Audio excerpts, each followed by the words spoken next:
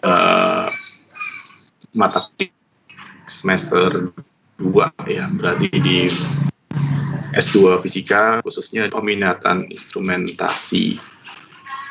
Nah, mata kuliahnya dalam bahasa Indonesia disebutnya sebagai instrumentasi cerdas, atau kalau dalam bahasa Inggris itu dikenal sebagai intelligent instrument. Ya. Jadi intelijen diterjemahkannya ya dalam bahasa Indonesia dianggap sebagai instrumentasi cerdas. Nah, kuliah ini berbeda dengan kurikulum yang sebelumnya. Jadi kalau kurikulum sebelumnya itu ada juga instrumentasi intelijen namun 2 SKS. Nah, untuk yang kuliah sekarang kita ini adalah kuliahnya 3 SKS. Ya, sehingga secara konten agak sedikit lebih banyak gitu ya. Jadi saya mengusulkan kepada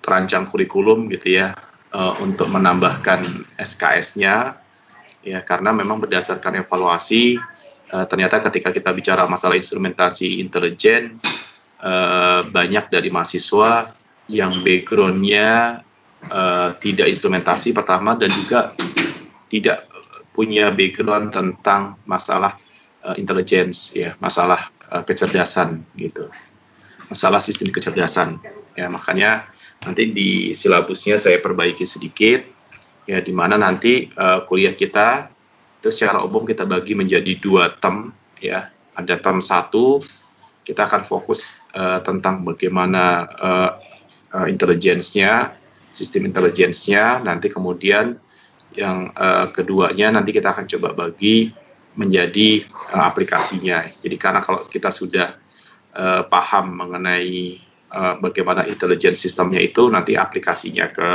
sistemnya tinggal fokus kepada instrumentsnya gitu. Kalau dulu kita campur kuliahnya.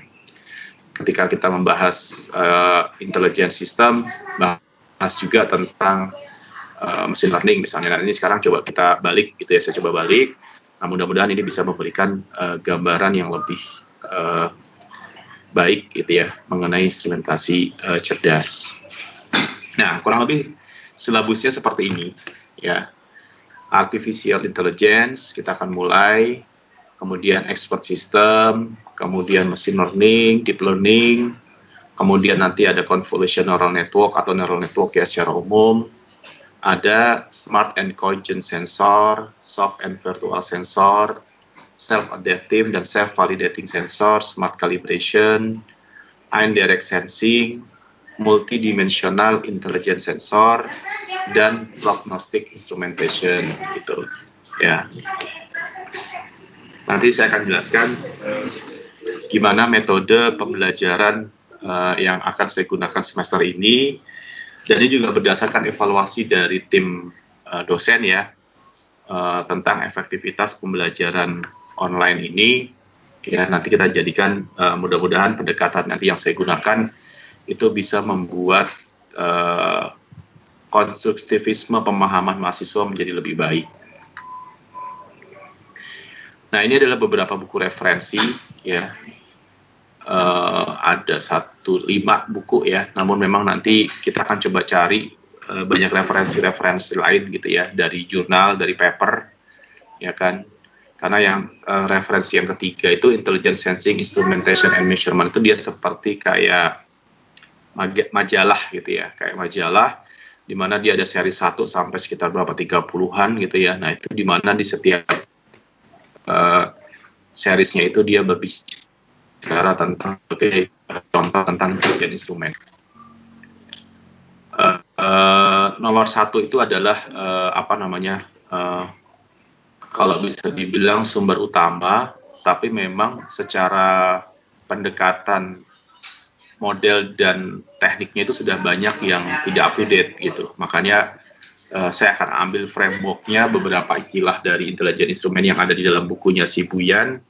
Namun memang nanti kita selalu perbaiki, kita selalu upgrade, kita selalu update dengan teknologi dan teknik-teknik yang terkini. Gitu.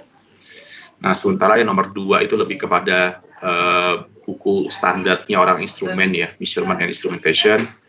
supaya nanti beberapa istilah, beberapa kosakata itu yang kita temukan itu kita bisa paham. Dan kalau misalnya kita bingung, kita bisa baca bukunya si Alan Morris tadi untuk melihat istilah-istilah itu. Kemudian buku yang keempat dan kelima itu ya lebih kepada tambahan lah, ya terkait. Kalau yang keempat itu tentang sebenarnya kita bicara masalah transmission data, gitu ya. Jadi di mana ketika kita bicara masalah intelligence system, pasti dia akan melibatkan dari banyak sistem gitu. Nah, sehingga nanti ada konsep yang bagaimana interkoneksi antara satu sistem dengan sistem yang lainnya itu juga harus intelijen. Nah, itu banyak contoh-contohnya di buku yang keempat. Nah, sementara di buku yang kelima itu lebih banyak tentang bagaimana penggunaan computational model, ya, penggunaan komputer, ya, penggunaan algoritma, ya, untuk menciptakan intelligence system gitu. Ya.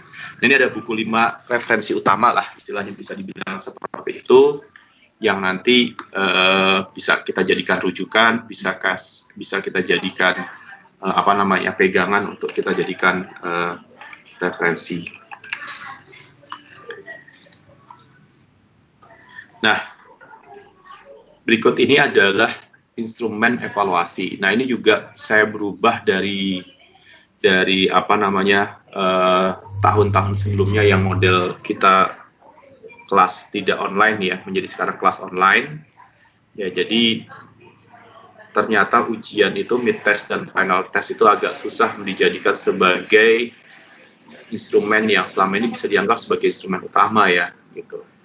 Karena ya tadi mengontrolnya itu susah gitu ya, mengendalikan untuk bagaimana seorang mahasiswa itu melakukan ujian secara benar itu susah gitu.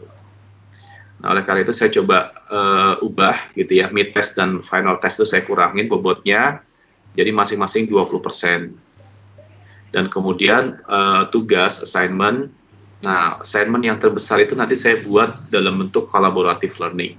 Ya, itu nilainya paling besar atau setengah dari penilaian yang kuliah ini gitu. Ya, jadi collaborative learning itu 50%. Di sana ada beberapa penilaian turunan gitu ya dari collaborative learning, tadi saya coba jelaskan. Nah, dan itu collaborative learning berarti ini tugasnya tugas bersama ya. Jadi kita coba akan pakai pendekatan pembelajaran kita secara kolaboratif ya. Kebetulan mahasiswanya tidak terlalu banyak ya, hanya 9.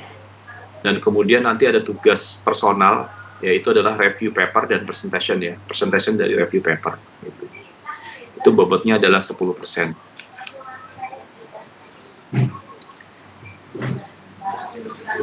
Oke, kalau ada pertanyaan bisa tunjuk tangan aja ya. Ada tombolnya kan ya, di bagian atas itu ada raise hand, di kanan atas ya, atau atas agak ke kanan gitu, itu ada raise hand. Jadi silahkan jika ada yang mau bertanya, monggo aja, silahkan tunjuk tangan ya, untuk nanti kemudian saya persilahkan untuk bertanya. Nah, untuk tugas review paper saya coba akan cerita dari yang tugas masih panjang ini sebenarnya, nanti di akhir semester. Jadi di pekan-pekan pertemuan setelah 3 atau 4 terakhir itu nanti kita akan ada presentasi mengenai suatu paper yang kamu tulis sendiri gitu ya. Nah, ini adalah bagian dari proses untuk melatih kita membuat atau menulis ilmiah gitu. Nah, tugasnya itu adalah review paper.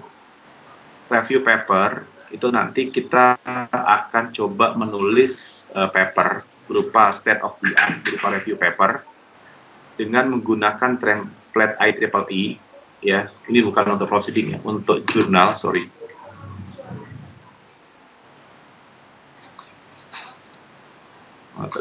Ini dia. Ya. Dengan jumlah halamannya 8 sampai 15 gitu. Kemudian berisi perbandingan lebih dari 5 paper yang mengulas aplikasi instrumentasi cerdas. Jadi tugas review paper ini ada kemudian kita mengulas setidaknya 5 jurnal, maksudnya 5 artikel yang dia bersesuaian dengan topik yang kita pilih dari aplikasi instrumentasi cerdas. Nah, nanti ini boleh dalam mengambil topiknya, dalam mengambil judulnya, kamu bisa sesuaikan dengan tema tesis atau pekerjaan gitu ya, atau sesuatu yang kamu suka, hobi misalnya, itu boleh-boleh aja ya. Jadi kalau topiknya silakan bebas, tetapi tema besarnya tetap adalah tidak keluar dari intelijen instrumen gitu. Jadi kamu cari 5 paper yang sudah publish, yang terindeks Scopus harus gitu ya, paper-paper yang baik, berbahasa Inggris gitu ya. Dan kemudian nanti kamu bikin perbandingan dari 5 paper dan kamu tulis menjadi sebuah review paper. Yang ketiga, ditulis dengan menggunakan bahasa Inggris. Ya, jadi karena nanti ketika kamu akan publikasi pun juga akan nulis dengan bahasa Inggris, maka sekarang kita coba akan belajar ketika kita membuat tugas, membuat review paper pun juga dengan menggunakan bahasa Inggris. Yang keempat, tidak boleh melakukan plagiasi. Ya, tidak boleh melakukan plagiarism, copy paste. Kalau di dalam penyambutan mahasiswa baru itu biasanya ada Pak Terry ya, atau siapa dosen yang lain itu suka tuh memberikan, mengingatkan kepada kita tentang isu plagiasi. Ya, nah jadi sama nanti tugas review paper itu kamu submit ke saya dan itu bukan merupakan sesuatu yang sifatnya plagiat ya. Nah, sesuatu yang sifatnya plagiat itu nanti ya terhukum pasti kan, akan diberikan penalti gitu. Nanti paper itu akan saya uji ya, plagiasinya kepada salah satu aplikasi yang bisa kita gunakan untuk mencek plagiarism ya, bisa ke Turnitin atau bisa juga ke Authenticate gitu. Nah, isi dari review paper itu secara sama gitu ya dengan review paper yang lain. Kamu bisa lihat contoh-contoh paper review, paper state of the art, dimulai dari introduction, kemudian basic concept ya yang terkait dengan misalnya fisiknya, terkait dengan chemistry-nya ya, tergantung nanti dengan apa yang dibahas di dalam instrumentasi intelijen tadi, intelijen instrumennya. Dan kemudian lakukanlah perbandingan ya, comparisons. Comparison itu nanti tergantung dari apa yang akan kamu jadikan ulasan dari review paper tadi. Bisa melakukan teknologi comparisons ya. Bisa juga melakukan algorithm comparisons atau bisa juga menggunakan metode comparisons, teknik comparison atau comparison yang lain. Jadi silakan lakukan perbandingan. Dan kemudian ketika dalam proses perbandingan itu pasti ada pro and cons, gitu. Ada loss and benefit-nya, gitu. Ya, jadi ketika kita membandingkan, ya nggak ada lah sesuatu pun yang ideal kan di dunia, gitu. Manusia pun juga, ya misalnya dia kalau cowok ganteng, dia kaya gitu, tapi pasti punya kelemahan gitu. Nah, sisi-sisi kelemahan ini kemudian comparison ke perbandingan ya dari 5 yang jelas tadi, 5 teknologi atau 5 model yang diulas tadi gitu ya, untuk kemudian kita bandingkan.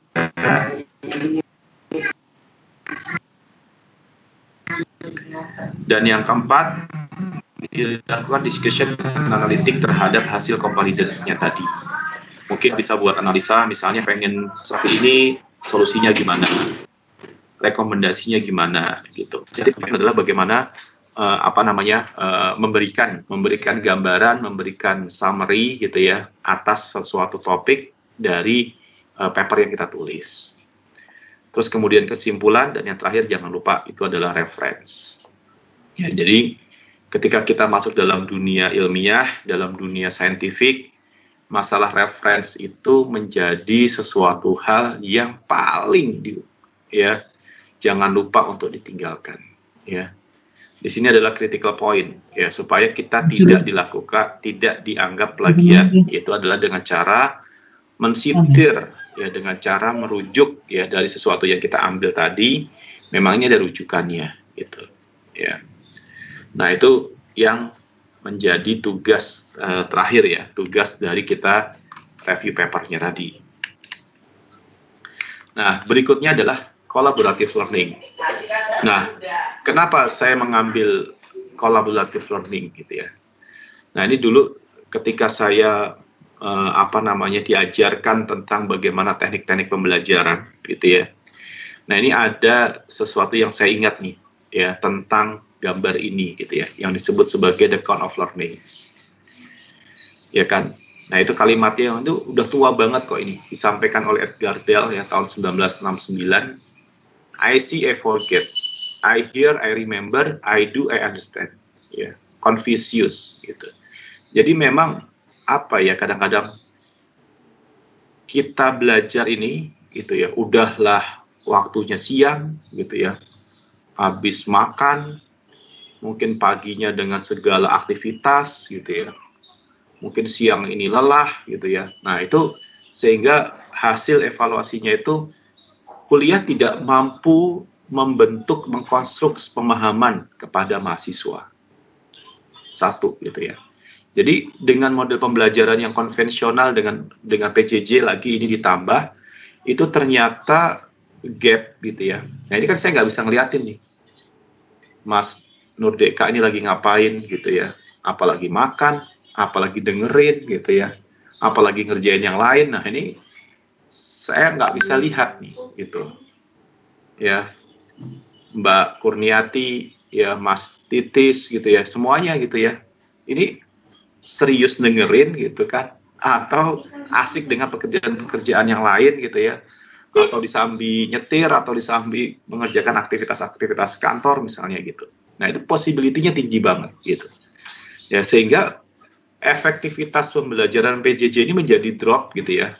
Ya, ketika misalnya dulu kita pakai kuliah istilahnya normal gitu ya, bisa presentasi, bisa diskusi, dan semua segala macam terasa efektif karena memang semuanya berada dalam suatu ruangan, fokus gitu ya, kelihatan gitu kan. Nggak mungkin juga kita dalam ruangan kecil mengerjakan yang lain gitu kan, pasti nggak enak sama dosennya. Tapi kalau misalnya pengajaran online begini kan, pembelajaran online begini, nah ini memang harus kita lakukan sedikit improvement gitu ya. Nah, kemudian saya ingat dengan the path of learning ini gitu ya. Jadi istilahnya ketika kita belajar dan kemudian setelah 2 minggu kita belajar, ya kan, kalau model pembelajaran kita itu cuma membaca gitu, ya maka ya yang kita ingat hanya cuma bisa 10%. Ya, kalau kita mendengar 20% yang bisa kita lihat. Ya, kalau kita yang bisa kita ingat gitu. Tapi kalau kita melihat, nah makanya kan pakai PPT. Nah, ini agak lebih banyak sebenarnya gitu. Tapi sebanyak-banyaknya ya cuma 30% gitu. Ya. Dan kombinasi dari melihat ya dan mendengarkan, nah kayak gini kan, saya ngomong, saya juga memaparkan presentasi gitu ya. At least setelah 2 minggu bisalah ingat dari apa yang saya sampaikan ada 50%. Tapi itu masih terlalu rendah, dan itu yang disebut sebagai passive learning, pembelajaran yang pasif. Ya. Mahasiswa tidak menyiapkan apapun ketika mau kuliah.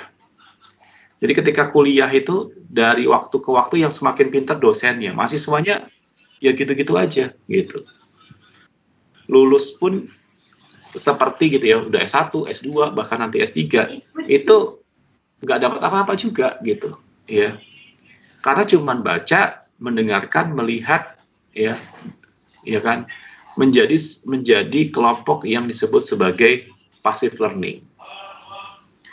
Nah, eranya sekarang, gitu ya, apalagi ditambah dengan PJJ, dosen itu kita diminta, gitu ya, mengadjust pembelajaran supaya menjadi yang active learning. Jadi apa? Jadi kita harus mempersilahkan mahasiswa itu berpartisipasi di dalam bentuk suatu diskusi, diberikan sarana, tempat untuk dia bicara. Ya. Kenapa? Karena kalau kita bicara, itu 70% dari apa yang kita sampaikan, itu kita ingat. Gitu. Ya. Nah, bagus lagi, yaitu kalau mau sampai 90%, kita melakukan ya semacam dramatic presentation. Bagaimana kita melakukan simulasi atau kita melakukan eksperimen gitu ya.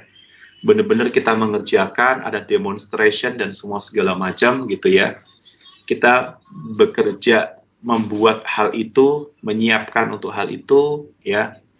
Nah, itu maka nanti proses kita memahami ya, kita menguasai dari apa yang kita pelajari ini menjadi lebih besar. Ya, sehingga saya mau gitu ya, nanti di kuliah ini nanti coba kita bahas nih, saya punya usulan tentang model active learning gitu untuk kuliah kita di instrumentasi cerdas ini. Ya. Nanti kita akan lihat bentuknya seperti apa yang saya propose. Nah, inilah yang penting juga harus kita ingat kind of learning yang lain gitu ya, di mana kita itu kan higher education thinking, gitu, higher education thinking. Jadi bagaimana kita itu dilatih gitu kan untuk bisa pembelajaran itu tingkat tinggi, ya, pembelajarannya itu tingkat pembelajarannya orang dewasa, gitu, ya, bukan pembelajarannya anak-anak, bahkan bisa dibilang seperti itu, ya. Nah, di mana dengan pembelajaran yang higher learning levels atau higher thinking education itu gitu ya. Nah, itu bagaimana kita bisa mengubah ya, yang awalnya kalau misalnya anak-anak kita dilatihnya motorik skills, motorik attitude, ya, kemudian yang menjelang dewasa SMP, SMA itu menjadi suatu cognitive skills ya dalam bentuk ya tingkah laku dan semua segala macam. Nah, sekarang kita itu sudah pada yang bentuknya informasi, gitu, yang menyampaikan segala sesuatu itu bisa verbal symbols gitu ya, teks simbol atau verbal symbols, atau bisa dengan menggunakan picture symbols, atau bisa menggunakan audio misalnya gitu ya, atau bisa menggunakan kombinasi dari keduanya itu. Nah, itu yang disebut sebagai high thinking high learning gitu. Nah, ini yang kita coba gitu ya. Bagaimana nanti ketika kita belajar itu kita nggak menghafal gitu, tapi kita bisa mencari benang merah information, ya, kita bisa merajut, ya. Nanti saya akan coba challenge kalian gitu ya di dalam ujian misalnya gitu ya, bahwa yang pertanyaan-pertanyaan itu adalah pertanyaan-pertanyaan yang sifatnya adalah higher information gitu, sebuah analisa tingkat tinggi. Nah, itu yang nanti akan kita challenge gitu ya. Apakah kalian sanggup gitu melihat segala sesuatu itu dengan holistik gitu, secara menyeluruh gitu. Tidak lagi parsial. Ya, jadi kalian bisa memahami instrumentasi cerdas ini dengan, kalau misalnya kita bilang secara helikopter view gitu. Ya, baik secara grand design besarnya gitu ya, maupun sampai hal yang sifatnya sangat spesifik gitu. Jadi mampu mengolah beberapa kognitif itu menjadi suatu informasi yang terhubung satu dengan lainnya.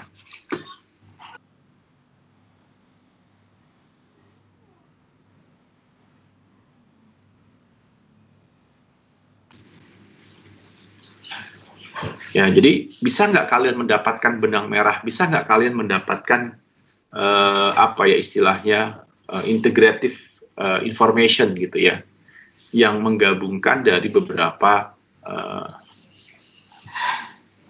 konsep-konsep yang nanti dipelajari. Gitu. Nah, ini sudah saya coba buat ya collaborative schedule, saya bilang gitu ya. Jadi saya tidak bilang class schedule, tapi collaborative schedules. Jadi di mana nanti di sini saya sudah coba arrange ya, kapan kita harus mid test, kapan kita harus final test ya, final exam, kapan kita membahas dari masing-masing topik, periodenya kapan, dan kemudian PIC-nya siapa.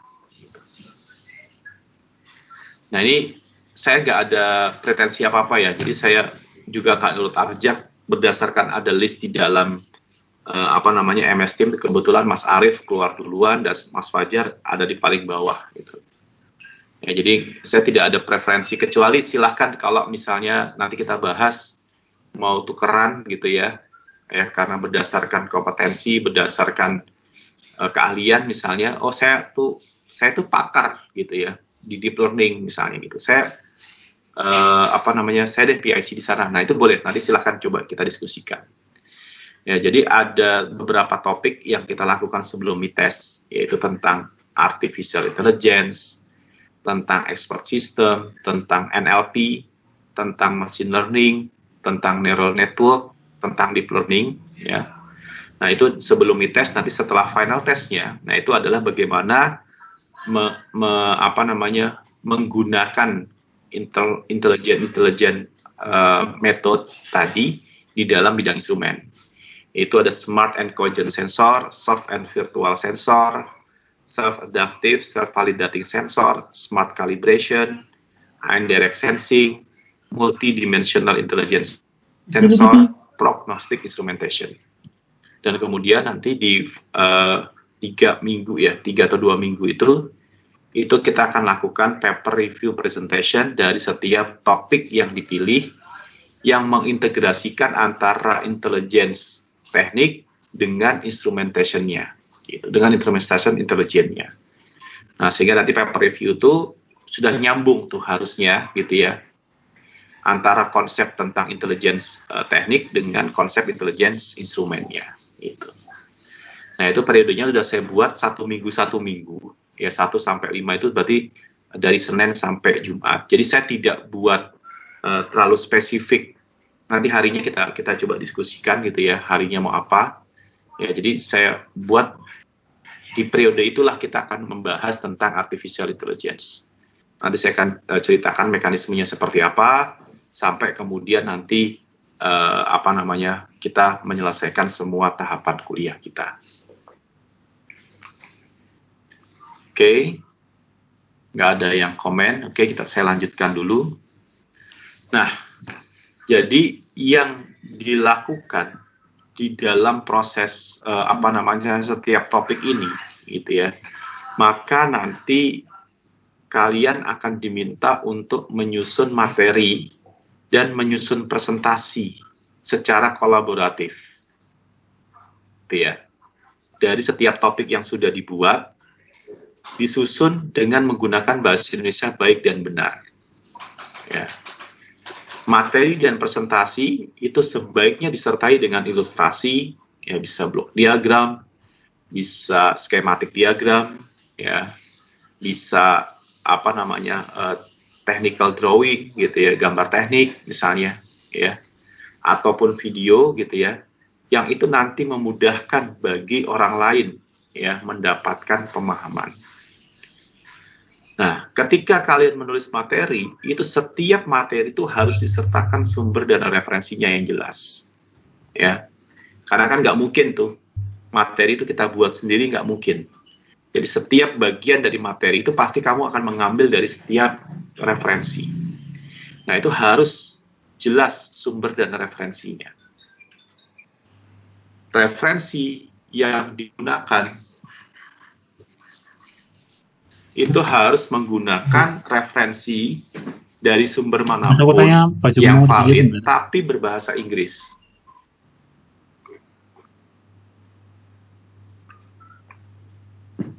Saya tekankan harus berbahasa Inggris. Tidak diterima referensi dan sumber berbahasa Indonesia. Tapi tulisan kalian berbahasa Indonesia boleh, tapi referensinya itu harus berbahasa Inggris. Tuliskan referensi dengan format author date, ya, baik di dalam materinya maupun di dalam bagian referensinya. Nanti saya akan lihat bagaimana bentuk kolaboratif learning-nya. Referensi dituliskan secara urut berdasarkan abjadnya, ya, A, B, C ke bawah. Ya, jadi kita pakai format author date. Nah, nanti kita lihat bagaimana model kolaboratifnya. Nah, bagaimana step by step collaboration-nya? Kolaboratifnya untuk kita bisa step by step. Tadi saya sudah bagi PIC. Maka PIC itu tugasnya adalah melakukan pembagian tim, ya, pembagian tugas kepada tim mengenai topik yang diberikan. Misalnya pertama adalah tadi Mas Arif ya. Mas Arif ya itu mendapatkan tugas pertama adalah sebagai topiknya temanya adalah tentang artificial intelligence. Maka tugasnya Mas Arif adalah membagi tugas kepada tim. Siapa timnya? Timnya adalah semua dari mahasiswa. Ya, jadi tidak saya bagi tim-tim terlalu kecil. Ya, karena supaya saya pengen semua mahasiswa itu setiap minggu itu berkontribusi, gitu. Karena topiknya besar. Artificial intelligence itu topik yang besar, topik yang istilahnya satu topik yang kalau misalnya mau kita bahas itu bisa satu kuliah sendiri sebenarnya, gitu. Ya, tapi silahkan Mas Arif pilih.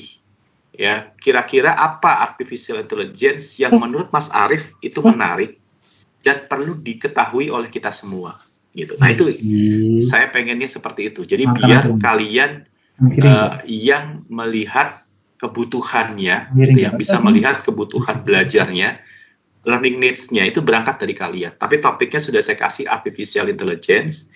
Tapi di dalam artificial intelligence itu apa yang mau dipelajari? Nah itu silakan ketua tim atau PIC memberikan tugas. Yang lain boleh memberikan masukan? Boleh, silahkan. Tapi semua mahasiswa yang berjumlah 9 orang itu harus mendapatkan tugas. Nah, semua anggota, ya termasuk ketua timnya atau PIC-nya, itu mengerjakan tugas yang diberikan. Kemudian semua tim itu dapat berdiskusi ya mengenai tugas yang diberikannya pada discussion channel. Nanti saya akan ceritakan apa itu yang dimaksud dengan discussion channel. Semua tim wajib berkontribusi terhadap tugas yang sudah diamanahkannya dan topik yang dibahas. Jadi semua kita setiap minggu harus belajar, harus berkolaborasi, harus berkontribusi terhadap topik. Ya, jadi nggak ada tuh yang setiap minggu itu mahasiswa datang cuman kuping. Nah, di dalam collaborative learning semua mahasiswa harus aktif belajar.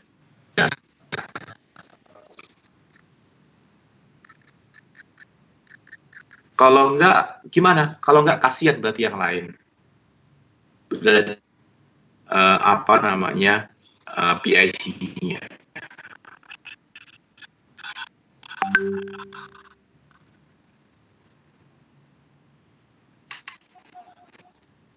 Tugas yang sudah di PIC boleh memberikan penilaian spesial untuk PIC.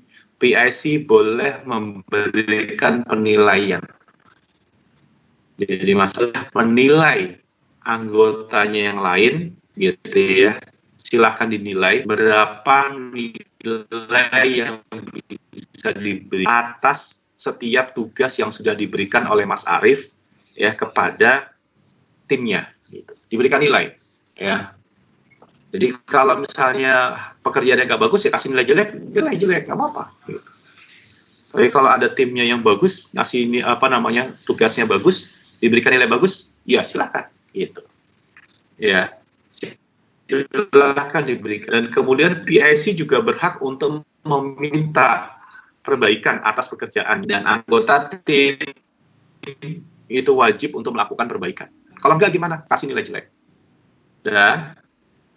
Kemudian tugasnya PIC berikutnya adalah menyiapkan bahan PPT untuk kemudian bisa nanti ya dipresentasikan secara kolaborasi ya kan berdasarkan topik yang ada pada waktu session kita kuliah tatap muka. Nggak mesti 2 jam, yaitu 1 jam, 1,5 jam cukup gitu. Jadi karena kalian sudah banyak belajar, kalian sudah banyak berkolaborasi, nanti tinggal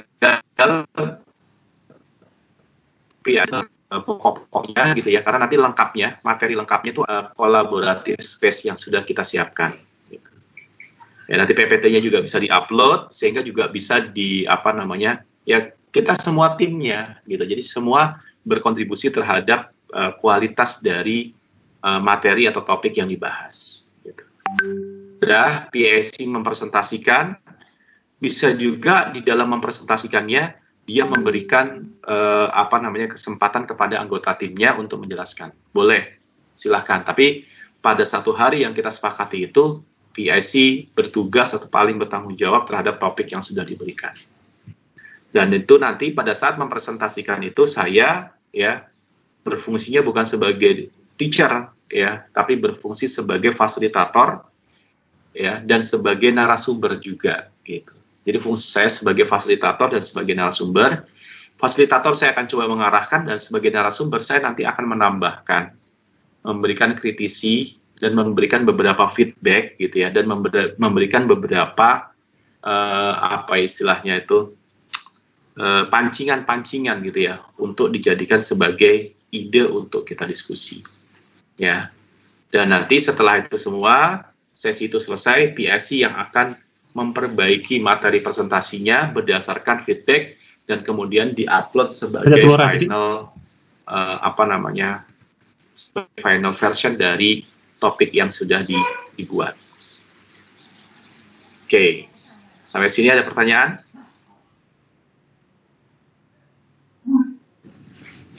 Izin, Pak. Silahkan. Ya, berarti kalau tadi mengenai materinya itu kan topiknya kan cukup luas, Pak ya. Kalau betul. Yang dimaksud di sini tadi itu nanti kita membahas suatu masalah tertentu atau kita bisa memilih topik secara luas tersebut, Pak. Jadi hanya sebatas semacam kayak pengenalan atau kita sudah sampai pada studi kasus seperti itu, Pak. Ya, nanti saya kasih contohnya ya. Saya akan kasih contoh contoh subtopik gitu ya untuk artificial intelligence. Nanti saya akan bahas setelah ini. Oh, ya. Siap. Mas Arif. Siap, Pak. Ya, tapi memang seperti apa dalamnya, seperti apa yang mau dibahas. Nah, ini saya pengen kalian bisa berkolaborasi, bisa berkontribusi based on student needs ya, kebutuhan kalian.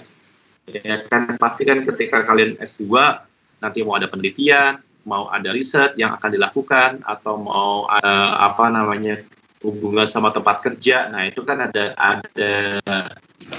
istilahnya lah. Nah, itu bisa di-highlight, bisa juga ditulis karena ada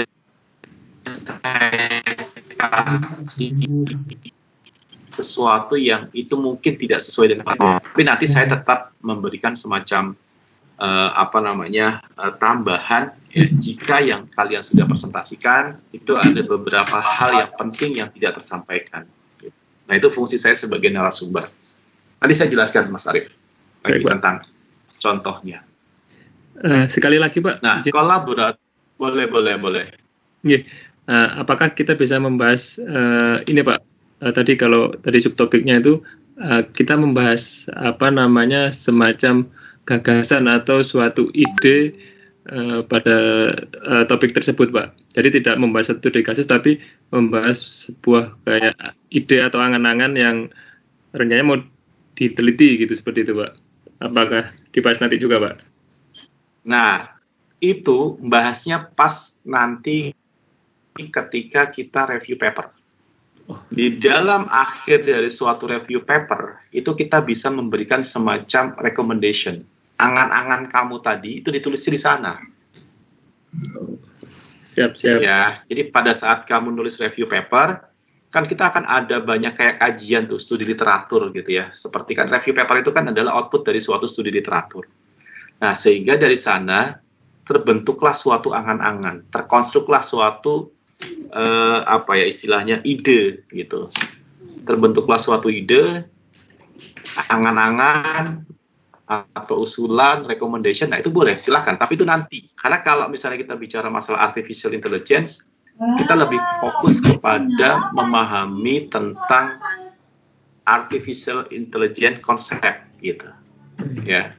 Jadi lebih kepada pemahaman tentang ya bukannya teoritis ya, nanti kita bisa bicara aplikasinya gitu. Tapi kita belum bisa sampai tema instrumentasi intelijennya belum gitu. Ya, tapi nanti ketika di review paper itu udah lengkap tuh semua gitu. Ya. Idenya gitu kalau saya. Siapa? Ya. Ada lagi yang lain?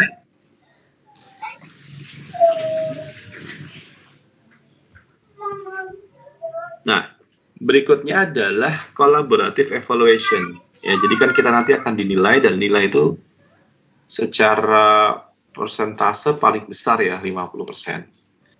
Ya, jadi kalau misalnya collaborative evaluation-nya sudah bagus, ya at least kita sudah punya 50% dari perkuliahan kita. Yang pertama adalah quality of materials. Ya. Jadi kolaboratif ini nanti ada penilaian personal, ada penilaian secara grup. Ya, artinya semua akan mendapatkan nilai yang sama untuk suatu topik gitu.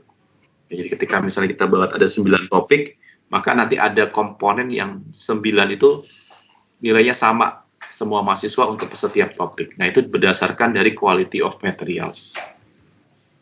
Ya. Nah, kemudian nanti ada presentation skills and materials, ada leadership and collaborative. Nah, ini personal nih, gitu. Ya. Jadi saya akan melihat bagaimana leadership dari PIC-nya, ya, dan kolaboratif dari anggotanya. Kemudian nanti ada question and answer, ya. Jadi nanti ada diskusi. Jadi pada periode itu kita akan ada semacam question and answer. Bisa itu nanti pertanyaannya dari saya, ya. Ditujukannya gitu ya kepada tim gitu ya, dan nanti bagaimana itu nanti akan kita lihat. Jadi kenapa saya sudah pakai MS Team, karena MS Team sudah dilengkapi dengan analytic tools gitu ya, intelligent analytic juga di dalamnya. Mungkin kalian nggak bisa lihat gitu ya, tapi saya bisa lihat tuh, saya bisa report gitu ya, siapa bagaimana tingkat contribution dan activities yang kalian lakukan. Per students gitu. Nah, itu nanti juga akan dijadikan dasar untuk penilaian kolaboratifnya. Ya, jadi saya pakainya ini tips aja nih. Saya tidak pakai emas ya, gitu. Jadi nanti ujian, semua tugas dan semua segala macam saya akan gunakan satu platform, termasuk untuk synchronousnya, presentation-nya itu kita pakai MS Teams. Gitu. Oke, nanti saya jelaskan bagaimana environment dari MS Team yang akan kita gunakan, akan kita setup. Berikutnya, oke, ini udah materi ya. Nah, ini saya coba stop. Oke, sebentar, Teams-nya mana? Halaman MS Team-nya. Sudah, Pak. Sudah, Pak. Nah, ini adalah halaman MS Team yang di desktop ya, versi desktop. Kalau versi desktop ini berarti kalian harus download dulu ya. MS Team sebenarnya dia ada web, ada desktop, ada juga yang mobile gitu. Itu kalian bisa pakai tiga-tiganya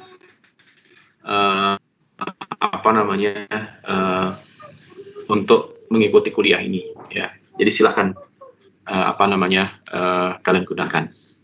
Nah, di sini ada 3 channel. Ini generalis ini punya saya yang saya gunakan buat komunikasi secara umum gitu ya, dan beberapa informasi yang ada. Terus kemudian di sini ada discussion chat. Saya akan membuat memposting ya beberapa hal yang bisa dijadikan semacam bahan untuk diskusi suatu periode. Nah, kemudian di sini ada question and answer ya. Question and answer ini adalah bisa dari kalian, bisa juga mungkin dari saya gitu ya. Ketika nanti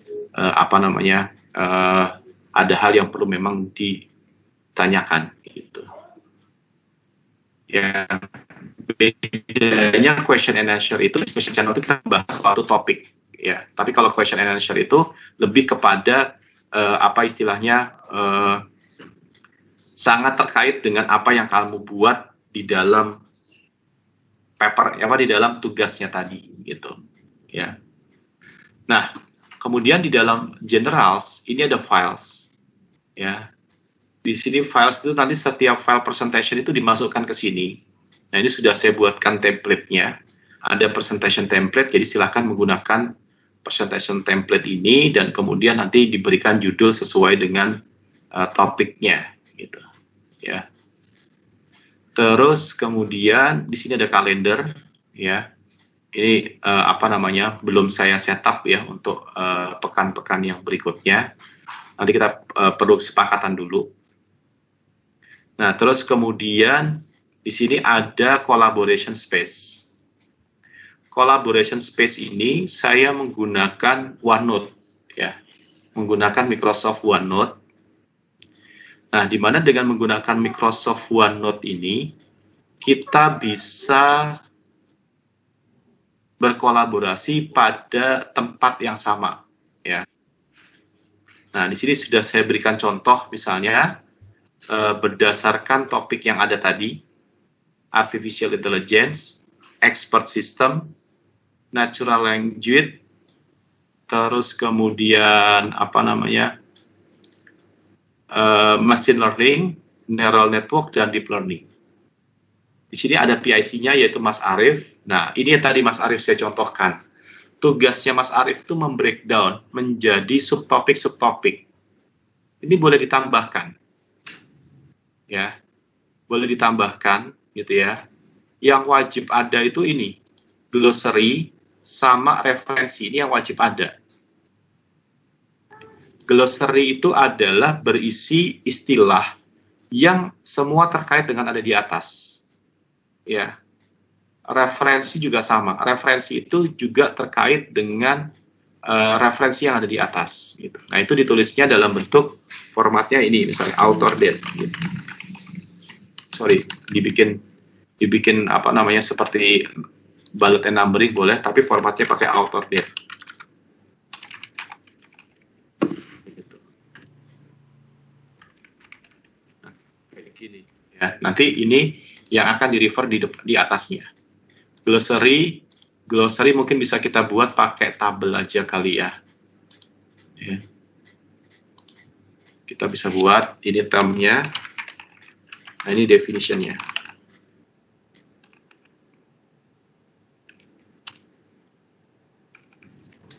Mungkin kalau mau ditambahin insert table-nya apa ya? Insert table file. Nah, ini kalau mau ditambahin reference. Nah, ya, jadi silahkan dibuat. Jadi glossary dan referensi ini wajib ada. Nah, silahkan yang lainnya, tadi saya bilang, silahkan dibuat subtopik-subtopik gitu ya, karena kita ada 9 gitu ya. Jadi bagi tugas yang 9 itu. Misalnya contoh, yang pertama, menjelaskan apakah yang disebut sebagai artificial intelligence, AI, what is AI? Nah, PIC tetap mendapatkan tugas ya. Jadi PIC itu selain dia membagi tugas, tapi dia tetap membuat material. Jadi misalnya di sini dilakukan oleh Mas Arief misalnya. Ya, di sini dikerjakan sama Mas Arief ya, berarti nanti di sini tulis Mas Arief Rahman Hakim. Nah, silahkan ditulis di sini sesuatu yang sesuai dengan subtopiknya. Nah, kemudian bikin pembagian tugasnya. Bisa jadi satu section gini 2 orang juga boleh, gitu. Misalnya artificial intelligence historis berdua, misalnya Mas Ferry sama Mas Toat misalnya. Boleh, tapi sendiri juga boleh. Lebih enak sendiri, supaya pembagian tugasnya lebih jelas. Current trends, bagaimana cara how to implement artificial intelligence on chips, artificial intelligence tools, artificial application. Nah, ini application ini bisa banyak nih. Artificial application, AI application in, ya misalnya kalau kita mau instrumentation, boleh juga, nggak apa-apa. AI application in physics misalnya. AI application in economics misalnya. Kan boleh-boleh aja gitu. Silahkan kalian berkolaborasi tentang sesuatu yang menjadi kebutuhan. Gitu. Ya. Terus dibuat AI demonstration. Nah, ini bisa pakai video, ya bagaimana cara kerjanya gitu ya, bagaimana AI di industri misalnya semua segala macam, tapi dikasih deskripsi gitu ya, nggak boleh cuma video doang gitu. Jadi kita bisa insert video, bisa insert link gitu ya dan segala macam. Nanti kalau mau video bisa pakai Microsoft Stream gitu. Dan ini untuk Mas Arief, silahkan didiskusikan. Jadi harus ada diskusi gitu di discussion channel. Diskusi misalnya minggu ini kita berdiskusi tentang artificial intelligence. Silahkan Mas Arief pimpin. Tentang pembagian tugas, silahkan diposting di sini. Tentang reminder, silahkan diposting di sini dan semua segala macam. Gitu ya, Mas Arief. Baik, Pak. Baik. Siap. Terus kemudian di collaboration. Nah, ini yang terakhir ini hanya tadi yang sudah saya buat. Nah, ini nanti kita bisa sesuaikan. Gitu. Nah, kurang lebih seperti itu ya mengenai environment yang kita gunakan. Ya, jadi tidak bisa kalian tidak aktif ini karena hari ini adalah saatnya berkolaborasi, tidak individualis, tidak bekerja secara personal gitu. Ya, tapi saatnya kita berkolaborasi, saatnya kita berkontribusi, bekerja sama ya, cooperative learning gitu ya, supaya semua bisa mendapatkan pemahaman yang bagus, yang baik. Oke, silakan kalau ada pertanyaan. Mohon izin Pak. Ya, silakan. Tadi untuk tugas kolaboratif itu kan, kalau misalkan di minggu tertentu kita menjadi seorang anggota gitu, berarti kewajibannya itu membantu membuat PPT untuk materi yang udah dikasih, sama wajib untuk mempresentasikannya Pak ya? Atau enggak Pak untuk presentasinya Pak? Ya, wajib atau enggaknya nanti diserahkan ke PIC. Ya, nanti kita coba akan lihat bagaimana PIC memberikan pembagian tugasnya. Ya, silakan. Oh ya, satu lagi Pak, kalau misalkan kita kan mendapatkan satu topik itu dari sebuah materi, biasanya kan fokus itu misalnya tanya jawabnya itu di antara anggota itu bisa nggak Pak? Misalkan kita kan topiknya lebih memahami yang dikasih itu daripada yang topik yang lain gitu Pak. Boleh, nggak apa-apa. Boleh, silakan. Berarti nggak terbatas antar Bapak dengan tim aja Pak ya? Enggak, bisa juga antar kalian sendiri, nggak apa-apa juga gitu. Karena kan ketika kita mahasiswa S2 ini, itu problemnya adalah background-nya bervariasi. Ya, ada yang dari industri, ada yang dari dunia pendidikan, gitu ya. Berbagai macam lah gitu. Industrinya pun juga berbagai macam, institusi pendidikannya pun juga berbagai macam. Nah, sehingga dengan collaboration ini, collaborative learning ini menguntungkan kita untuk saling melengkapi, saling menambahkan ya, bisa berkontribusi gitu ya. Jangan pelit ilmu gitu ya. Jika memang kita punya potensi, jika kita punya sesuatu yang bisa kita berikan gitu. Karena kan prinsipnya ketika di collaboration itu semakin banyak kita memberikan, maka semakin banyak juga kita mendapatkan. Ya, semakin banyak kita mengajarkan, maka semakin paham juga kita gitu terhadap suatu topik.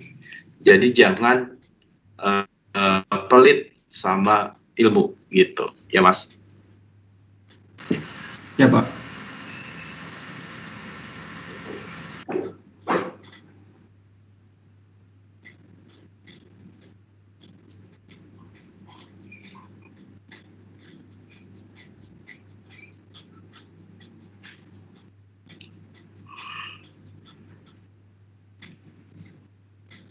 Ada lagi yang mau bertanya?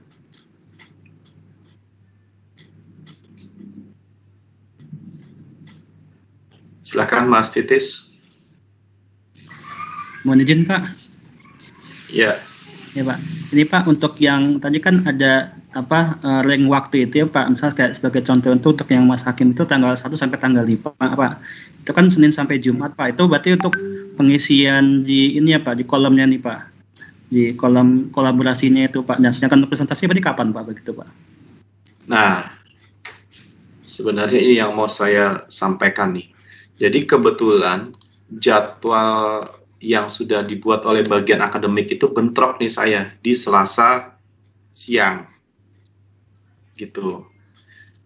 Kalau misalnya digeser ke hari apa ya, Rabu siang atau Jumat siang itu, atau Jumat siang itu enak nggak gitu, bentrok nggak kalian?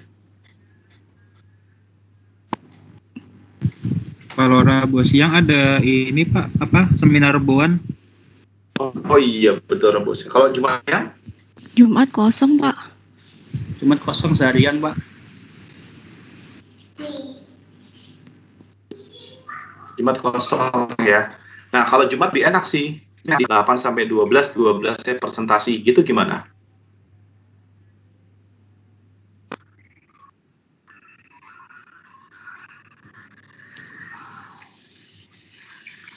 Berarti Jumat siang tuh seperti jam 2 itu Pak ya, jam 2 sampai atau Ya. mulai jam berapa Pak? Ya terserah mau jam 1.30 atau jam 2 monggo gitu. Jam 1. Bisa nggak? Atau mau sorean? Boleh juga.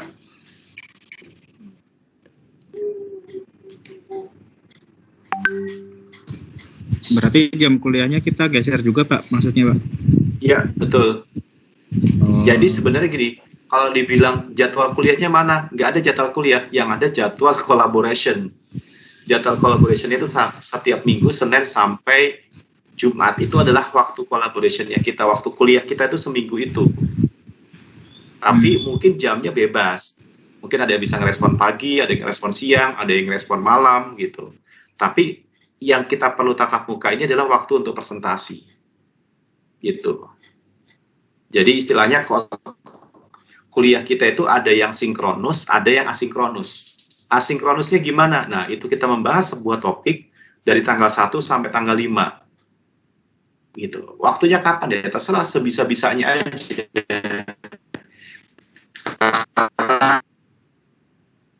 Kan kita pakai ini misalnya chatnya, pekerjaannya, file PPT di sana. Jadi kita collaboration-nya itu di sana.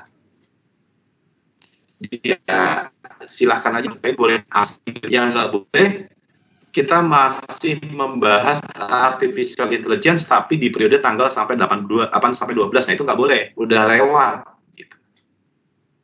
Paham ya? Tapi di setiap periode itu, di akhir dari periode itu, kita buat sesi presentasi. Sesi presentasi itu ya lebih kepada penguatan aja sih, kayak semacam kesimpulan, kayak semacam bikin summary yang dilakukan oleh CPIC bahwa ini yang sudah kami dapatkan, ini yang sudah kita ada yang pada saat presentasi. Tapi kuliahnya kapan? Kuliahnya 1 minggu gitu.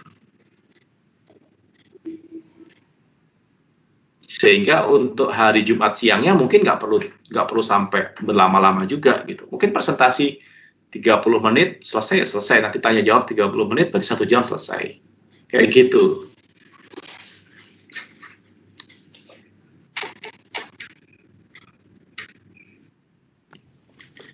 Kuliahnya jadi lebih lama, iya lebih lama gitu. Ya. Berarti ini penekanan pada kuliah ini adalah pada sesi 1 minggu 5 hari membahas materi tersebut menggunakan MS Team ya Pak ya. Berarti penekanan kuliahnya. Betul. Oke, baik Pak. Jadi selama 5 hari itu, selama 1 minggu itu oleh PIC di-guide gitu ya. Jadi istilahnya ketua kelasnya atau ketua topiknya gitu, itu PIC itu. Gitu. Ya, istilahnya moderator ya. Moderatornya satu topik itu ya PIC gitu.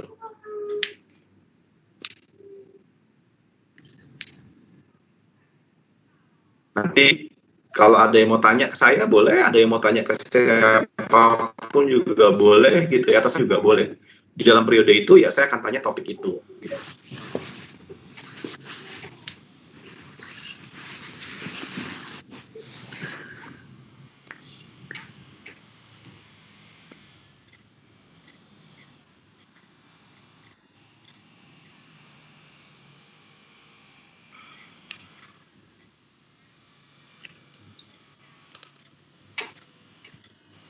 Oke, clear. Jumat siang atau Jumat sore?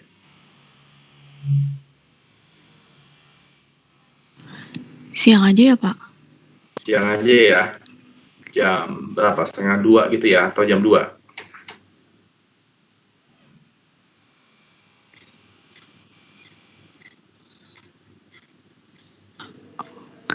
Setengah 2 boleh, Pak? Oke, 1:30 ya. Nah, kalau nggak salah kan, nah kalau misalnya pas itu hari libur, mungkin nanti Jumat saja itu ada 2 dengan sesi untuk berdiskusi online-nya gitu.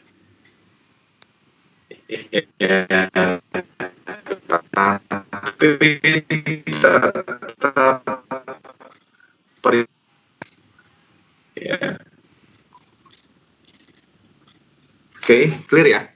Nah, ini adalah pendekatan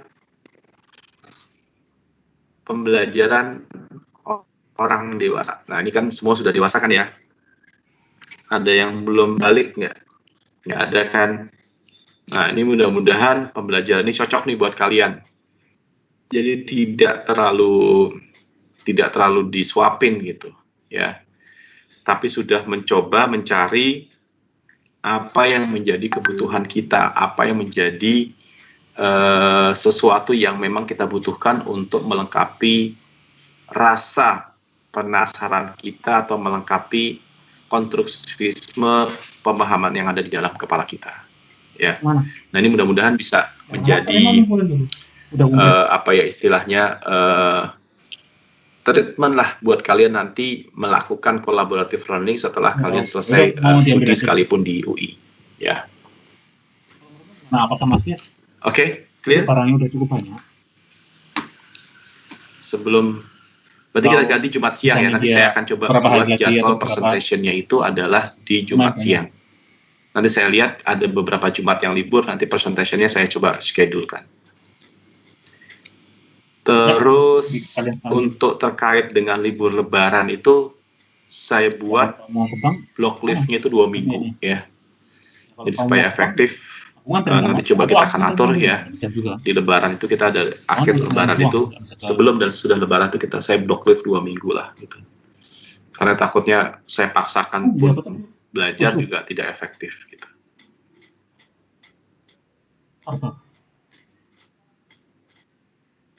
Oke.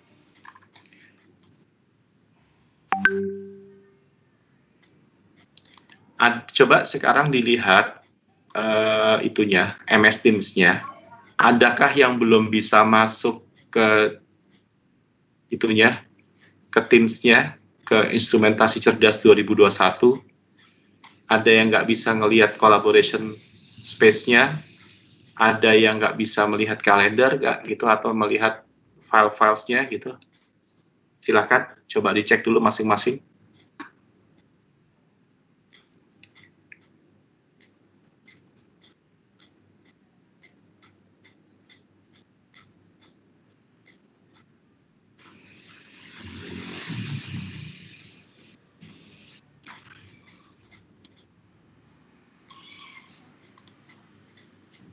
Bisa, Pak. Bisa semua ya, berarti ya. Collaboration space-nya bisa ya? Sudah, Pak. Oke. Mas Ferry? Bisa, Pak. Oke. Mas Fajar? Iya, Pak. Bisa terlihat, Pak. Bisa ya, kelihatan ya semua. Mas Abdul Akbar? Bisa, Pak. Oke. Ya, ini juga sudah pada replay sampel ya di discussion channel. Saya cek misalnya buat kehadiran.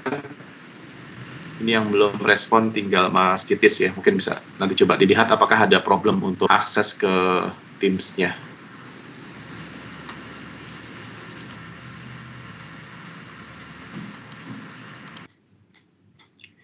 Oke, berarti semua clear mengenai kuliah kita, mengenai rencana kita kolaboratif dan penggunaan itunya, MS Teams-nya.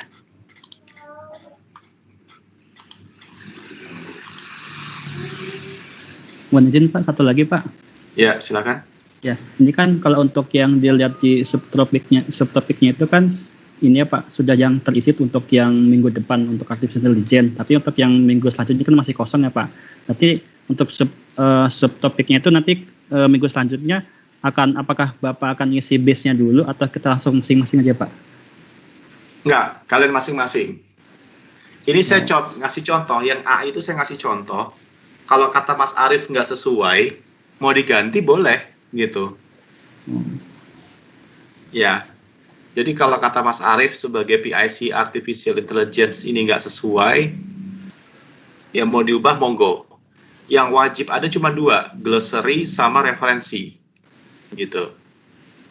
Oh, ya. Ya, glossary itu menjadi penting. Kenapa? Supaya kita paham nih, ada istilah-istilah apa saja. Jadi jangan sampai istilah itu kita nggak tahu misalnya gitu.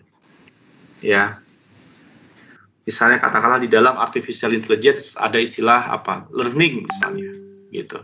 Apa learning gitu?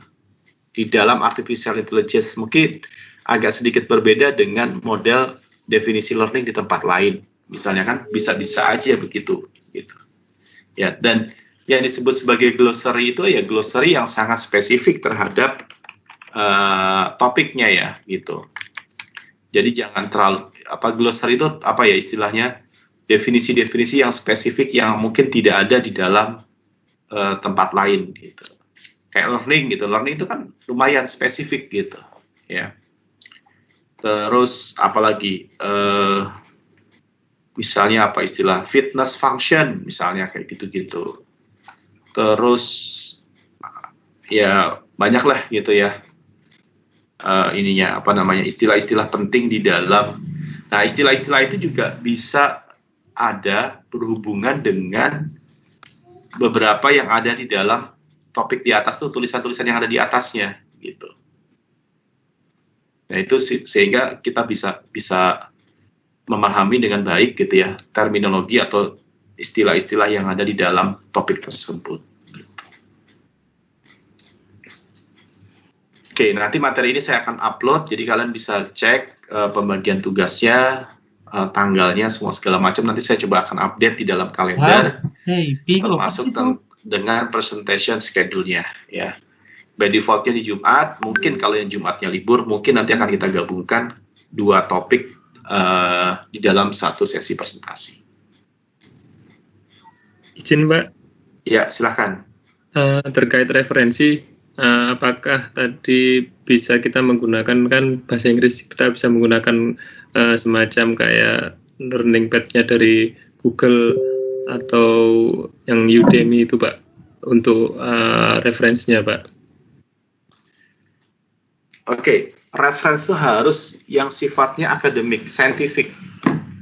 Ya, kalau nggak mau akademik ya scientific reference lah gitu. Ya, jadi jangan artikel populer. Karena kalau artikel populer atau tulisan di blog gitu ya, tulisan, saya nggak tahu kalau Udemy ya. Tapi kalau kita searching di Google itu apa AI gitu, nah itu kan banyak yang nggak scientific gitu. Banyak tulisan-tulisan itu tidak ada reviewernya gitu, tidak ada pengkajinya, sehingga bisa aja salah gitu. Nah itu bahaya.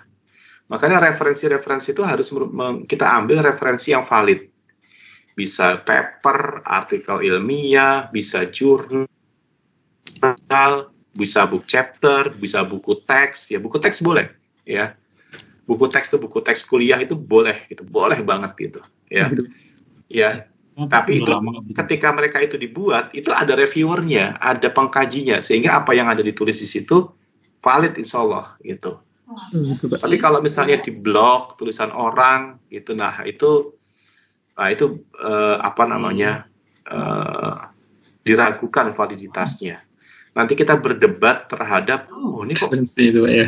salah ini gitu. Nah, wah kacau kalau begitu gitu.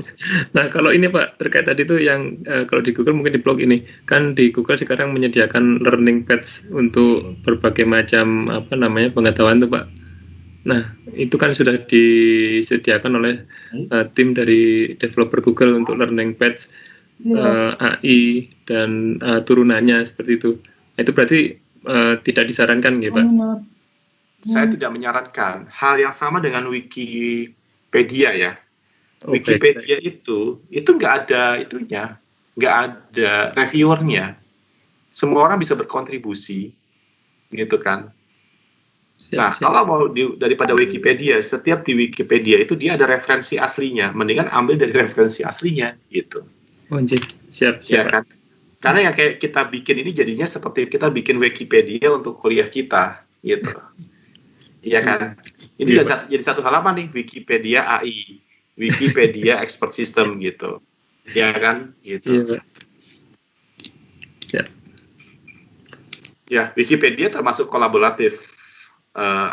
Kolaboratif project kalau dia bisa dibilang seperti itu. Nah, kita kolaboratif learning. Oke.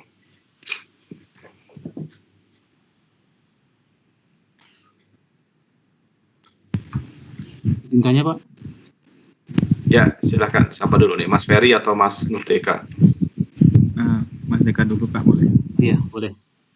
Untuk outdoor date format itu maksudnya gimana ya Pak?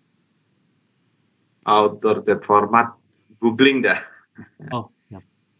Coba deh, outdoor date citation format di googling. Ketemu nggak coba?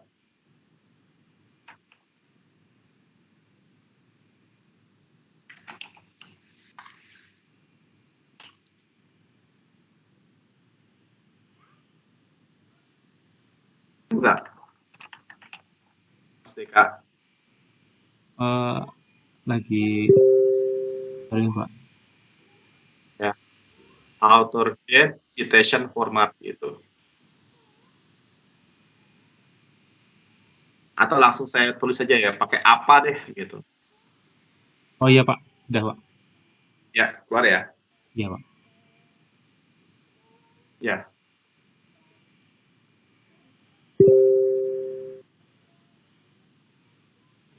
Oke, nah nanti kita harus terbiasa tuh dengan citation style namanya gitu ya. Nah, kita harus terbiasa dengan citation style karena nanti kalian akan nulis skrip, tesis, akan nulis paper, akan nulis artikel. Nah, itu pasti dibutuhkan citation style. Nah, itu nanti memang ada beberapa citation style. Nah, ini kita sekarang pakainya yang author date dulu aja. Oke, Mas Ferry silahkan.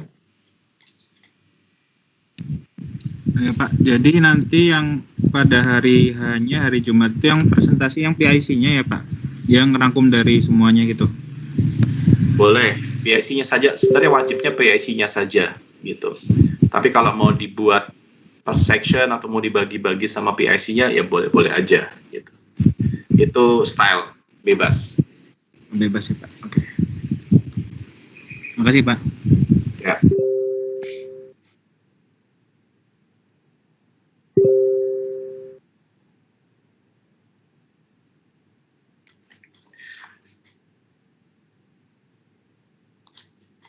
Oke, kalau sudah tidak ada, saya coba akan sedikit ya menceritakan lah sedikit introduction ya,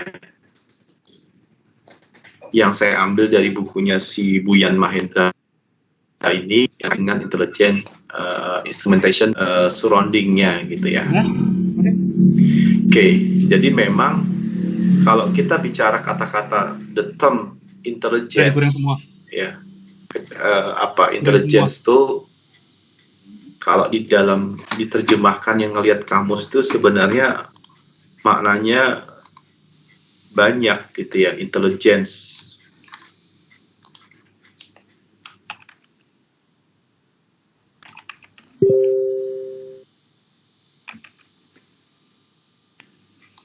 Ya, bisa dia pinter, bisa dia pandai gitu ya. Ya, tapi memang kata yang paling tepatnya itu ya bermakna cerdas gitu. ya intelijen itu cerdas, ya. Nah, memang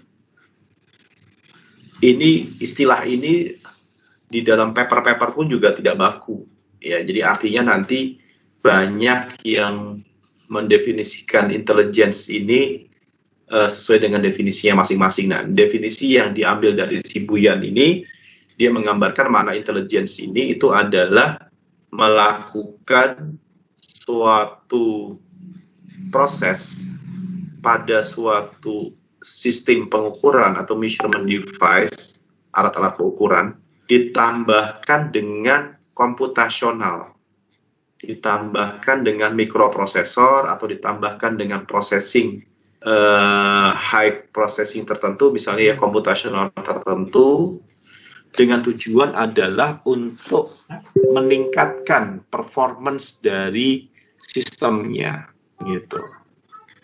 Meningkatkan ini bisa dalam artian bisa meningkatkan akurasi, atau meningkatkan pengenalan, atau bisa juga meningkatkan dari sesuatu yang tadinya nggak bisa diukur menjadi bisa diukur, gitu.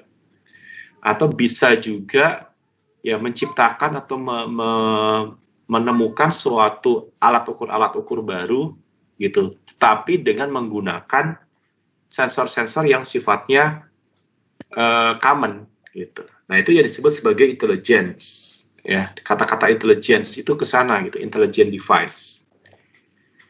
Nah, seperti misalnya contoh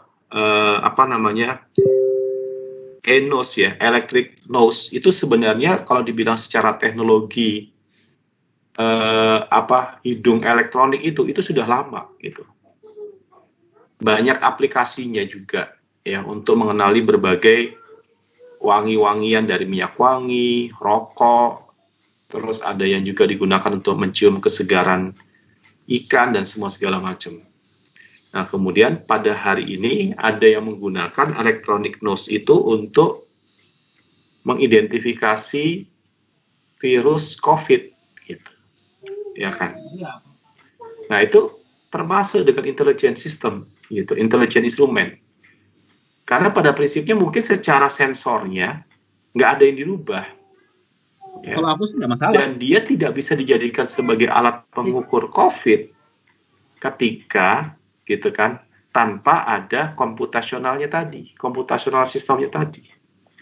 Dia bisa digunakan sebagai identifikasi COVID adalah setelah dilakukan enhancement, gitu ya, setelah dilakukan upgrading terhadap komputasional partnya, gitu ya, untuk kemudian dia mengenali sesuatu yang baru.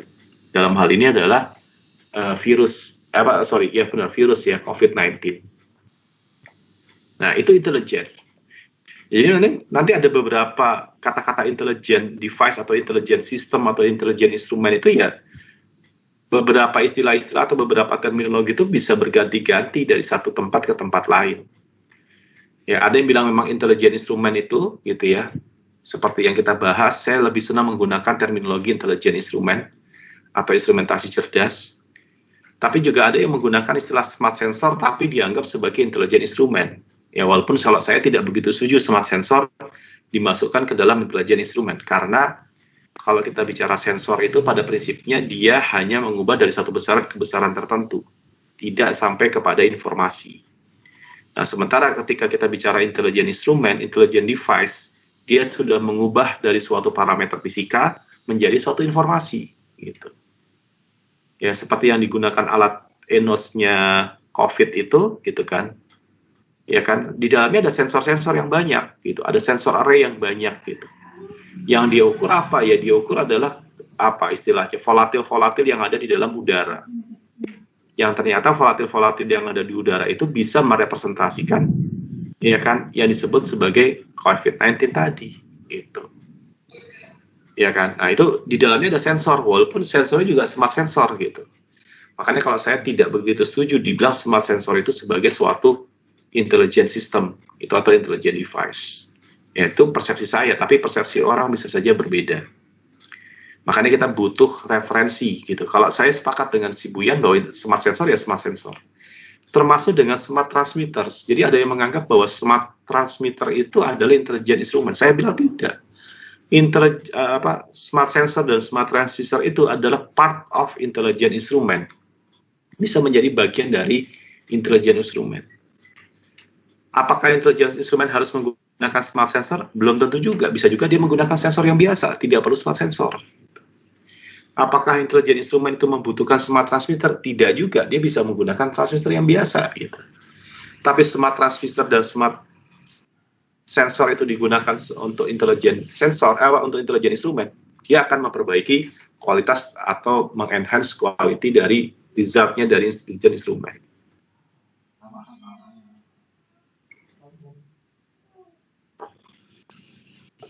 Jadi prinsipnya sekarang adalah penggunaan intelligent instrument itu adalah dengan adanya penambahan computational power ke dalam sistem pengukuran. Karena pada hari ini kita sudah lihat bahwa prosesor-prosesor itu semakin kecil dengan kemudian performance yang luar biasa.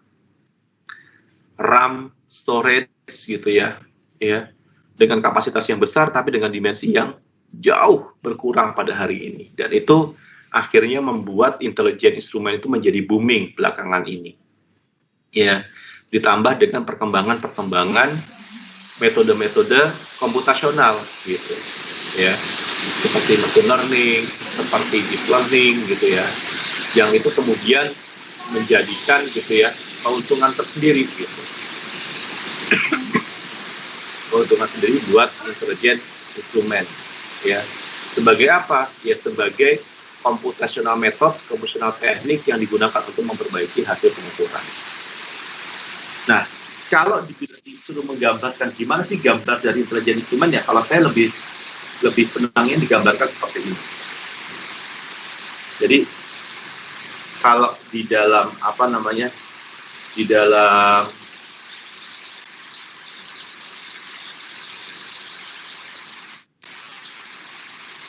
di dalam mangkok itu adalah intelligent instrument ya. Intelligent instrument itu tidaknya ada sisi komputasionalnya, ada sisi sensornya, ada sisi transmittersnya. Gitu. Transmitter opsional, tapi memang majority dari intelligent dia membutuhkan transmitter. Majority ya. Gitu. Tapi dalam hal tertentu bisa saja dia tidak butuh. Gitu. Ya, jadi yang wajibnya itu ya sensor dengan komputasional. Komputasional bisa menggunakan apa saja, yaitu tadi ada artificial intelligence, ada expert system, ada NLP, ada machine learning, ada deep learning, ada convolutional network. Ini kalau ditulis banyak banget sebenarnya. Karena kalau kita mau buat lebih detail lagi, ada fuzzy, ada Bayesian, gitu ya, ada yang model probabilistik, gitu, ada KNN, gitu ya, ada random forest, ada decision tree. Banyak banget di computational teknik ya, mathematical approach yang bisa kita gunakan untuk sebagai model yang bisa mengolah data-data yang ada di sensor. Nah, kemudian di sensor yang namanya intelligent instrument, sensornya itu bisa dalam bentuk sensor array, bisa dalam menggunakan smart sensor, bisa juga dengan menggunakan traditional sensor, dan juga bisa digunakan multidimensional sensor. Tapi sensornya nggak mungkin satu gitu. Dia sudah pastinya akan mengukur beberapa parameter, beberapa besaran fisis, beberapa parameter fisis gitu ya, supaya dia bisa olah di dalam computational partnya tadi untuk mendapatkan suatu informasi gitu. Jadi nggak mungkin sensornya itu satu. Karena kalau sensornya satu ya informasinya yang didapatkan pun juga terlalu sederhana ketika itu disebut sebagai intelligent instrumen. Misalnya contoh termometer gitu misalnya. Sekarang termometer yang kita sering gunakan thermal gun misalnya. Gitu.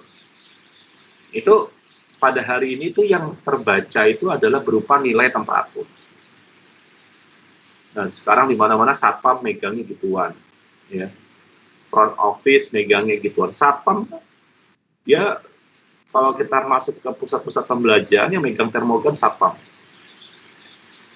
Nih ditembakin temperatur sekian, ditembakin sekian, temperatur sekian. Nah itu kasihan satpamnya. Satpamnya itu harus berpikir Jadi temperaturnya aman nggak sih sebenarnya gitu ya. Itulah satpamnya harus berpikir. Padahal sebenarnya yang mereka butuhkan atau satpam butuhkan itu kan adalah ini orang boleh masuk atau enggak. Gitu. Ini orang, ya kan tugasnya satpam kan gitu kan, disuruh pulang atau boleh masuk. Nggak perlu nilai temperaturnya. Gitu. Tapi ya kan, sisi dibangunnya itu benar-benar cuma instrumen, maka outputnya itu ya angka. Gitu. Sehingga tidak ada interpretasinya, gitu, tidak ada informasi yang didapatkan. Nah, seharusnya ketika kita bicara masalah intelijen instrumen, outputnya itu adalah informasi, gitu. Tidak sebatas angka-angka yang tidak ada maknanya. Gitu. Ya, karena apa gunanya angka 36,1, 36,2, 37,2 buat satpam? Ya satpam, bukan dokter, bukan perawat yang tidak punya background pemahaman sedikit pun tentang kesehatan gitu ya. Satpam gitu kan. Nah, ini harusnya kita ya sebagai instrumen engineering gitu ya, sebagai instrumen analitik gitu kan, kita mencoba atau mengusulkan bagaimana memberikan solusi yang lebih tepat, lebih solutif gitu ya untuk mereka.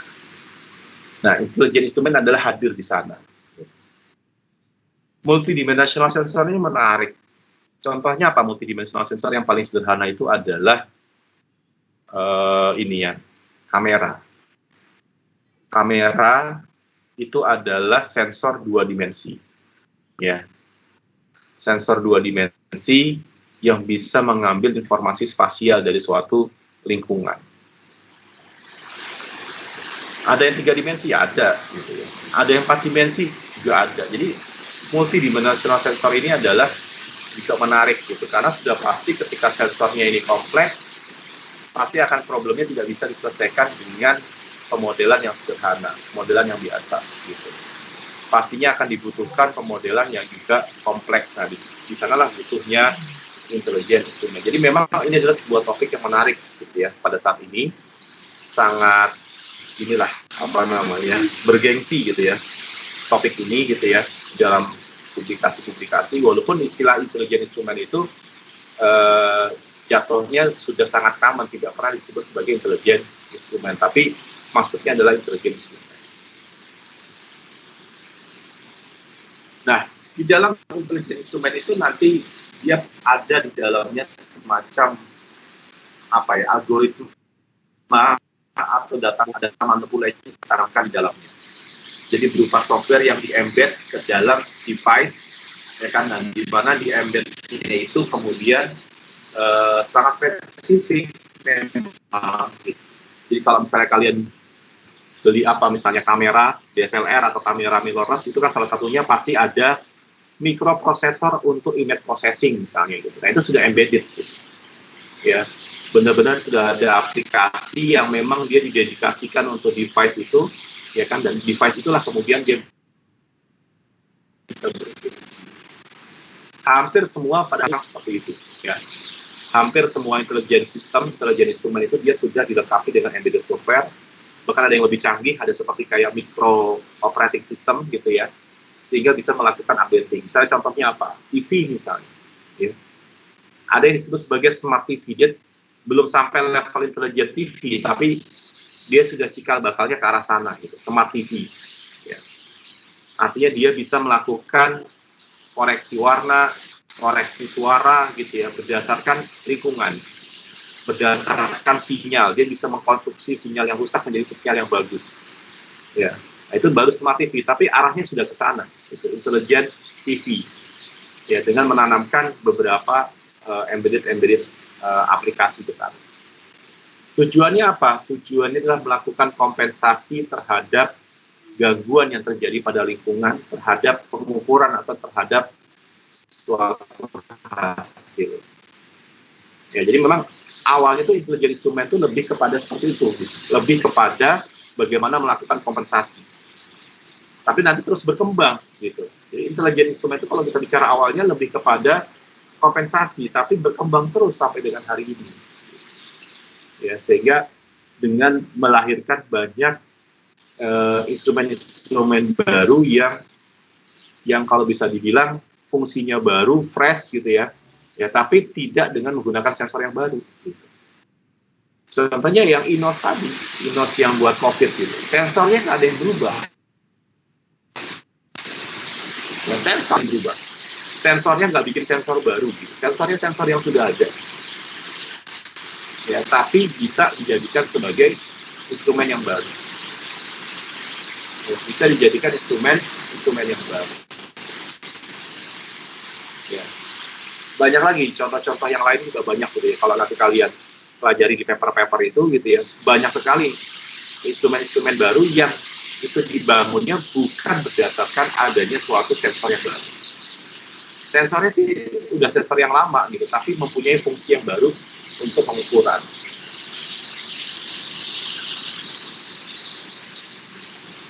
Sorry, ini agak noise, hujan besar sekali di Depok.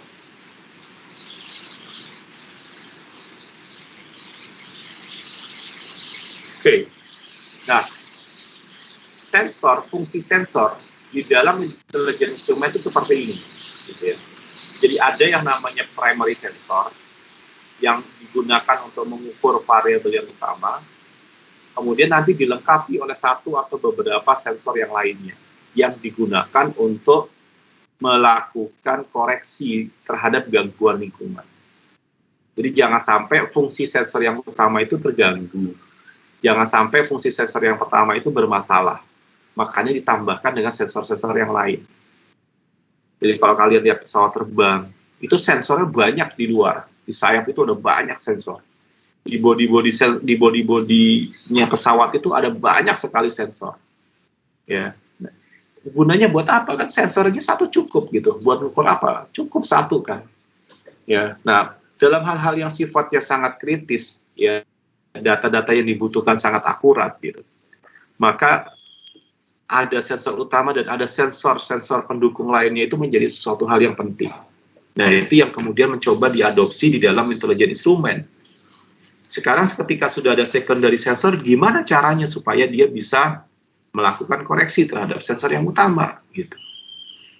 Ya, bagaimana dia bisa mereduce noise gitu. Bagaimana dia bisa mengetahui adanya gangguan dari lingkungan. Ya, sehingga supaya gangguan lingkungan itu, noise yang berasal dari lingkungan itu bisa di-drop gitu, bisa di-reduce sehingga tidak mengganggu proses pengukuran. Nah, itu juga merupakan ide dari intelijen instrumen. Nah, berbeda dengan smart sensor gitu. Kalau smart sensor itu lebih kepada dia satu device kecil gitu ya, yang kemudian dia melakukan proses pengukuran, mungkin di sananya sudah ada algoritma mengkonversinya dari besaran fisis menjadi besaran tertentu yang diinginkan, mungkin sudah ada calibration-nya di sana, mungkin sistem perkabelannya lebih sederhana, dia tidak butuh external power supply lagi, ya kan? Dia tidak perlu maintenance yang terlalu ribet, misalnya gitu kan? Dia bisa melakukan linearisasi dengan baik, misalnya. Nah, itu smart sensor. Jadi agak sedikit berbeda dengan intelijen instrumen, gitu. Ya, smart sensor itu hanya bagian dari intelijen instrumen. Jadi ketika kita membuat intelijen instrumen, bisa aja di dalamnya itu ada intelijen, ada smart sensornya. Nah, ini ada beberapa function yang nanti kita akan bahas ya setelah UTS gitu ya. Setelah UTS, bagaimana gitu kan suatu intelijen instrumen itu bisa mempunyai fungsi-fungsi seperti ini, mempunyai kapasitas yang seperti ini. Bisa melakukan calibration, kemampuan calibration, baik secara rate mode maupun auto calibration. Bisa melakukan self-diagnosis terhadap sebuah kegagalan atau kesalahan. Bisa untuk melakukan automatic calculation, bisa melakukan kompensasi terhadap error, bisa untuk melakukan adjustment terhadap non-linearitas condition misalnya. Bisa melakukan kompensasi terhadap gangguan-gangguan yang lain, misalnya karena efek listrik, efek noise, atau efek yang lain gitu. Ya. Nah, ini beberapa fungsi-fungsi yang ada di dalam intelijen instrumen yang nanti akan kita bahas. Gitu. Ya, jadi bagaimana dia bisa berfungsi untuk hal ini yang sifatnya selama ini mungkin dilakukan secara manual gitu. Ya, kalibrasi juga sama kan. Ya, jadi selama kita kalibrasi kan dilakukan juga, tapi manual gitu. Nah, gimana nanti intelijen instrumen bisa mempropos gitu kan suatu mekanisme kalibrasi yang lebih apa ya istilahnya menyenangkan, yang lebih enak gitu ya, yang bisa lebih tadi itu ya self service atau self calibration. Begitu juga dengan self diagnosis ya kan. Jadi jangan sampai ada suatu sistem instrumen gitu ya yang kita letakkan jauh dari pusat pengendalinya, yaitu mengirimkan data yang salah gitu. Jadi kita pengen data yang dikirim itu sudah data yang benar. Tapi bagaimana proses apa ya istilahnya diagnosis dari data itu benar atau salahnya? Nah itu beberapa instrumen sudah dilengkapi dengan adanya self diagnosis. Jadi ketika memang datanya itu ya salah ya dia nggak akan kirim. Gitu. Nah ini penting. Ya pesawat terbang itu kritis itu. Ya kalau sampai dia datanya salah itu kritis. Misalnya dia salah kecepatan, salah ketinggian, salah sudut, ya salah kemiringan, itu kan bahaya pesawat terbang gitu. Ya, kalau kita naik motor gitu ya, nggak pakai speedometer nggak pernah ada masalah. Naik bis, naik truk, naik mobil gitu ya, speedometernya mati, itu masih berani itu kita apa namanya, kita jalan gitu. Ya, kalau pesawat gitu bisa dibayangkan. Nggak pakai speedometer tuh gimana pesawat nggak pakai speedometer? Ya. Itu apa namanya sesuatu yang menjadi penting dan ketika ditunjukkan suatu angka nilai kecepatannya itu ya angka yang ditunjukkan adalah angka yang akurat gitu. Ya ini beberapa contoh-contoh aja gitu ya. Nah yang ketiga itu tadi smart transmitters gitu ya. Kalau transmitters juga sama. Pada prinsipnya ini adalah bagian dari intelijen ya. Karena biasanya dia digunakan untuk melakukan komunikasi antara satu device dengan device yang lain, memungkinkan ketika komunikasi itu data yang ditransfer korup, ya data yang ditransfer tiba-tiba putus, data yang ditransfer itu rusak, gitu kan. Nah itu di dalam beberapa kondisi sekarang itu orang sudah berpindah dari analog transmitter menjadi digital transmitters misalnya, ya.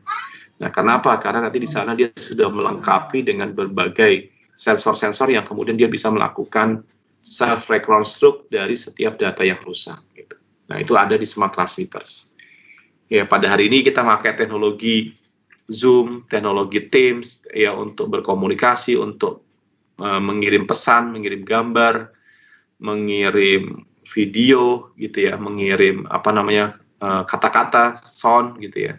Nah itu di dalamnya sudah pasti ada smart transmitters ya, supaya proses pengiriman data itu apa namanya smooth lah ya, berjalan dengan bagus. Ya ini cuman apa namanya pengelompokan aja, tadi udah saya kelompokkan berdasarkan yang kita bahas. Oke, insya Allah itu dari saya untuk sesi pembukaan kita pada hari ini. Ya silakan apa namanya Mas Arief setelah ini mencoba untuk memimpin gitu ya apa namanya topik pertama kita ya tentang artificial intelligence gitu ya. Nanti kemudian apa namanya kita coba apa namanya evaluasi nanti apakah ada kendala, apakah ada yang kurang pas, nggak apa-apa, nanti setiap minggu akan terus kita improve gitu ya untuk kita perbaiki, mudah-mudahan jadi nanti semakin baik apa namanya materi-materi yang diberikan. Insya Allah itu dari saya. Sebelum saya tutup, ada yang mau bertanya? Saya persilahkan. Baik, tidak ada. Jadi kita mulai